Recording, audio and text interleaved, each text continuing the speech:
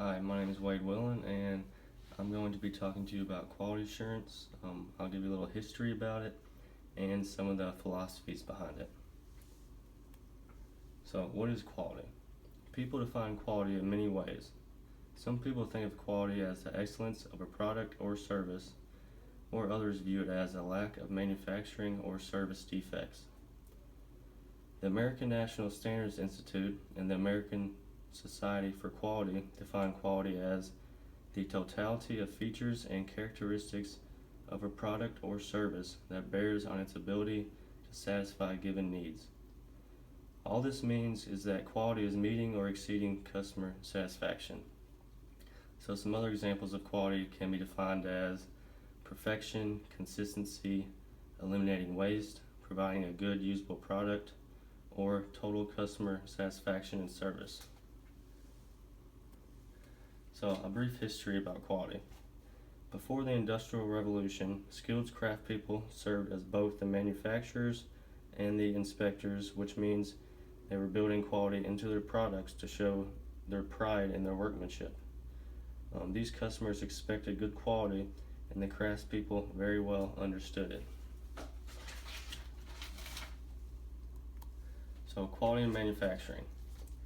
Quality systems have existed in manufacturing for some time. These systems focus mostly on technical issues such as equipment, inspection, defect measurement, and process control. Manufactured products have several quality characteristics such as performance. This is a product's primary operating characteristics. The features, which are the bells and whistles of a product. The reliability, which is the probability of a product surviving over a time period. The durability, this is the amount of use one gets until you need a new replacement. The serviceability, this is the ability to repair a product quickly and easily. And lastly is aesthetics, I think I'm pronouncing that right. How a product looks, feels, sounds, tastes, or smells. All of these dimensions revolve around the design of a product. So quality and services. Today, services account for nearly 80% of the U.S. workforce. However, service organizations have special requirements that manufacturing cannot fulfill. The most important dimensions of service quality include time. This is how much time a customer must wait. The timeliness, will a service be performed when promised? The completeness, are all items in the order included? Courtesy, do the employees greet customers friendly? And accuracy, is the service performed right the first time? I think all these are very important in quality and services. So the framework of quality. Deming, Juran, and Crosby are all regarded as true management gurus in the quality revolution. Their insights on measuring, managing, and improving quality have greatly influenced the organization's practices that organizations use today. So a little bit about the history of Deming. He worked for Western Electric during its pioneering era of statistical quality control development in the 1920s and 1930s. After World War II, Deming was invited to Japan to teach them some of his statistical quality control concepts. By around the mid-1970s, the quality of Japanese products exceeded that of Western manufacturers, and by that time the Japanese had begun to work their way into Western markets. After this, Deming received Japan's highest honor, the Royal Order of the Sacred Treasure. He was pretty much unknown in the United States until 1980, when NBC aired a documentary called If Japan Can, Why Can't We? This program made Deming a popular name among corporate executives and companies such as Ford, in which he worked until his death in December of 1993. He was 93 years old. He lived a long, good life. In his last book, he stated, "A project or service possesses quality if it helps somebody and enjoys a good and sustainable market." Deming stressed that higher quality leads to higher productivity, which in turn leads to long-term competitive strength. His chain reaction summarizes this view. So Deming's chain reaction. He says that if you improve quality, costs will decrease because of less rework, fewer mistakes, fewer delays, and better use of time and materials, in which then productivity improves. This allows you to capture the market with better quality and lower prices. Since you have better quality and lower prices, you're able to stay in business and provide more jobs. So the Deming philosophy. This philosophy is very complex, and even many books have been written to try to explain and interpret it.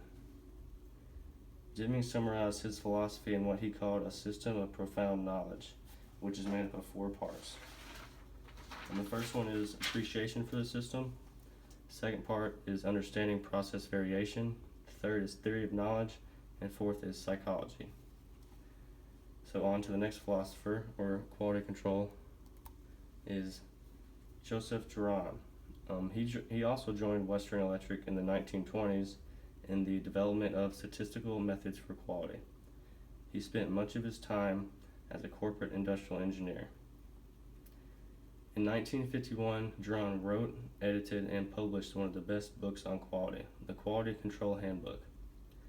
Juran views the pursuit of quality on 2 levels.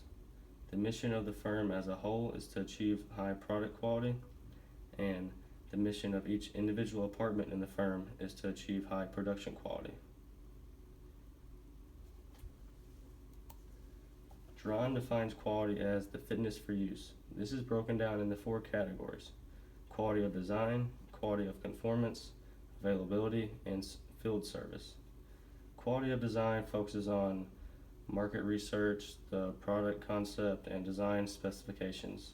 Quality of conformance includes technology, manpower, and management. Availability focuses on reliability, maintainability, and logistical support. Field service quality comprises promptness, competence, and integrity. Juran focuses on 3 major aspects of quality called the quality trilogy, which is comprised of quality planning, quality control, and quality improvement. Quality planning is the process for preparing to meet quality goals. Quality control is the process for meeting quality goals during operations, and quality improvement is the process for breaking through the unexpected levels of performance. So the last philosophy is Philip Crosby, who just passed away in 2001. He was corporate vice president for quality at International Telephone and Telegraph for 14 years after working his way up as a line inspector. That's a long way. Crosby's philosophy is embodied in what he calls the absolutes of quality management and the basic elements of improvement. Crosby explains his views on quality, which are: quality means conformance to requirements, not elegance. There is no such thing as a quality problem. It is always cheaper to do the job right the first time. That's very true. The only performance measurement is the cost of quality, and the only performance standard is 0 defects. Crosby's basic elements of improvement included determination, commitment by the organizational leadership, education, and implementation. So I have a little personal experience for quality assurance. I used to have an engineering internship, and my main job was making sure the new products were good enough quality to send to the customers. I spent many days cutting up aluminum coils into 16-inch pieces, in which I would look through on a clear white background to see if there's any defects or aluminum pickup on the inside. This helped them realize what speeds they could extrude their coils, or if they needed to go down speed if there was too much pickup. Overall, quality assurance is by far the most important aspect a company can use to be successful. So finishing up, lastly, not only does quality increase production and lower cost, it also gives you, your company or organization, a more professional and reliable name.